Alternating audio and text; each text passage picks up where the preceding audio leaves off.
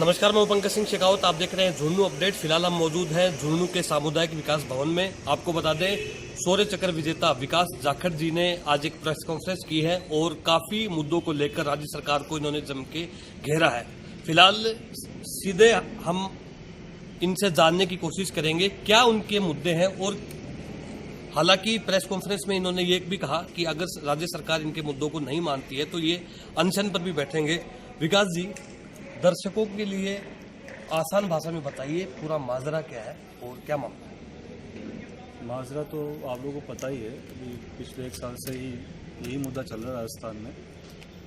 जितनी भर्ती प्रक्रिया हो रही है उसमें बहुत भयंकर तरीके से धांधलियाँ हो रही हैं।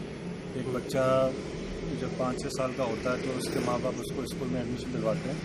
उनका सपना होता है कि बच्चा बड़ा होकर इंजीनियर डॉक्टर बनेगा, इस विभाग में जाकर सरकारी नौकरी करेगा, तो उस पर काफ़ी पैसा और टाइम इन्वेस्ट करते हैं। स्कूल, कॉलेज, फिर कॉलेज से कोचिंग, तो लाखों रुपए उसके पीछे इन्वेस्ट होते हैं। और उसकी ज़िंदगी के 25-28 साल अहम जो उसकी लाइफ के हैं वो उसमें खपा दिए होते हैं।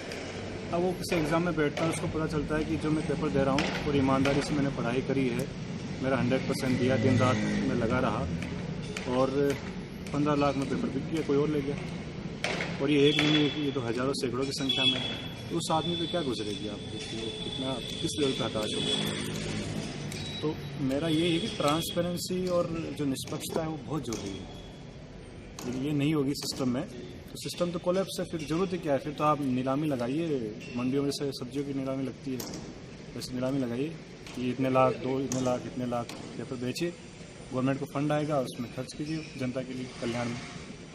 विकास जी, एक ये चीज़ देखी गई है कि चाहे देश के अंदर अगर पिछले 5-10 साल के इतिहास को देखें या उससे पहले भी देखें, तो अक्सर लोग जो सामाजिक कार्यकर्ता होते हैं या फिर जो आप जैसे लोग जो या तो सेना में से रिटायर होके या फिर सेना की नौकरी छोड़ के या फिर किसी नौकरी को छोड़ के आंदोलन को लेकर के कार्य करते हैं, उन पे अक्सर एक बड़ा आरोप लगता है कि ये एक पब्लिसिटी स्टंट है और सिर्फ अपने अगले राजनीतिक भविष्य को उजागर करने के लिए इस प्रकार की चीजें की। तो हो सकता है आप पर भी आगे जाके इस प्रकार के आरोप लगे, तो इस चीज़ को आप किस नजरिए से देखें? आगे जाके नहीं, अभी लग रहे हैं, अभी लोग बोल रहे हैं। कोई बोल रहा है कोचिंग खोलेगा, कोई बोल रहा है ये करेगा वो करेगा।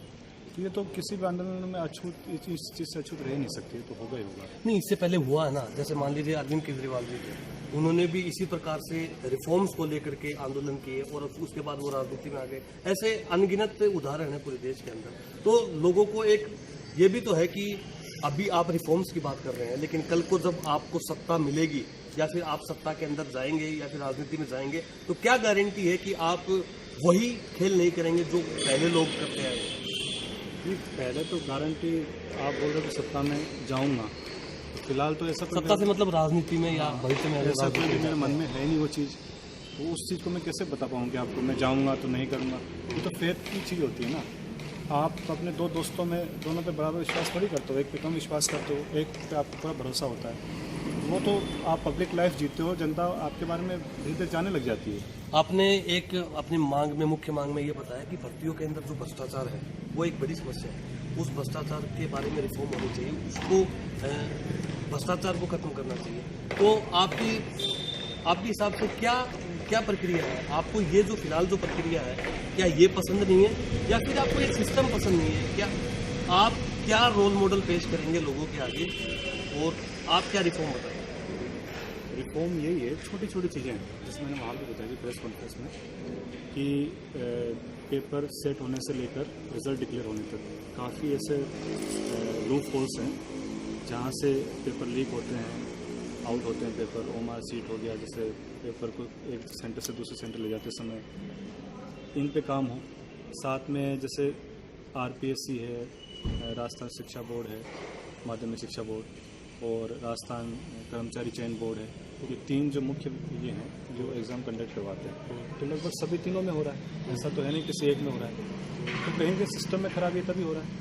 या तो भाई बोले कि इसमें क्या इस सिस्टम को चेंज करना चाहिए? अब सिस्टम कैसे चेंज होगा? सिस्टम में पहले खामियां निकालनी पड़ेंगी। कहाँ दिक्कत है? दिक्कत कहाँ है? वो दिक्कत एक कमेटी बने, ये सुप्रीम कोर्ट के रिटायर्ड जज हों या हाई कोर्ट के रिटायर्ड चीफ जज हों, जिनकी छवि अच्छी है, और उसमें कमेटी में जो शिक्षा से, एजुकेशन से जुड़े हुए जो NGOs हैं, नॉन पॉलिटिकल जो स्टूडेंट ग्रुप हैं वो हैं, RPSC के जो मेंबर हैं, UPSC के मेंबर हैं, जिनको अनुभव होगा। मैं नहीं बोल रहा कि मैं उसमें है ना, वो बैठ के और पूरा जो एक सिलसिला चला रहा है उसमें कहाँ कहाँ दिक्कतें हो रही हैं उस पर पूरा एक एनालाइज करे, अध्ययन करें उसका, और फिर उस पर एक रिपोर्ट बनाएं कि ये लागू करके हम इसको 100% तो हो सकता हम नहीं रोक पाएंगे, पर बहुत हद तक हम इसको कम कर देंगे। तो फिर सिस्टम पर लोगों को विश्वास जमने लगेगा। उसमें पार्टी का कोई और गवर्नमेंट का कुछ है नहीं, गवर्नमेंट कल किसी और की होगी, परसों किसी और की होगी, पर लोगों का सिस्टम पर विश्वास हो जाएगा। मेन मुद्दा यही है। मेन मुद्दा यही है। और इसमें आपने एक बताया कि जो रिट है या फिर राजस्थान पुलिस SI है, इसके अंदर जो भर्तियां हुई इसकी आपने CBI जांच की मांग की है। तो देखिए, एक जैसे मान लीजिए अगर CBI जांच भी हो जाती है तो CBI पर भी तो भूतकाल में बहुत से आरोप लगे हैं। तो आप अगर मान लीजिए CBI ने कुछ जांच किया है तो क्या उस पर आप विश्वास करेंगे? नहीं, CBI जांच ना करे तो सरकार रद्द करके एग्जाम। CBI जांच में हो सकता है प्रोसेस में टाइम लगेगा, बच्चों को वेट करना पड़ेगा। सरकार को लगता है कि भाई CBI जांच में समय भी जाएगा और हमारे ऊपर मतलब ये कैसे बनाएंगे, तो रद्द कर दे एग्ज़ाम को। वो आसान तरीका, फिर से एग्ज़ाम करवा ले 1.5 महीने के अंदर। और CBI की जांच करती है तो बिना सबूत के किसको पकड़ेगी? हो सकता है सबूत के अभाव में किसी को छोड़ दे, तो बिना सबूत तो किसी को नहीं पकड़ सकती ना। पर यहाँ तो ऐसे भी जांच है, वो आगे नहीं बढ़ पा रही, जो फरार है उसको पकड़ नहीं पा रहे। तो लग रहा है कि ऐसा भी मतलब आना क्या चाहिए सबूत। कितने लोगों का पेपर और हमने पकड़े हैं, कितने लोगों ने पकड़ा है, कितने लोग ऐसे लिस्टेड किए जिन्होंने जिनके पास पेपर पहुँचा है एग्ज़ाम में और उनको ब्लैक लिस्टेड किया हो, कितने लोग ऐसे पता है? लिस्ट है नहीं उनके पास। जो पकड़ा जाता है फिर बेल उसको मिल जाती है, अगले एग्जाम में फिर वो दान नहीं करवाता है। देखें तो सिलसिला लगातार चला आ रहा है, तब करने गए जाके अभी जाके।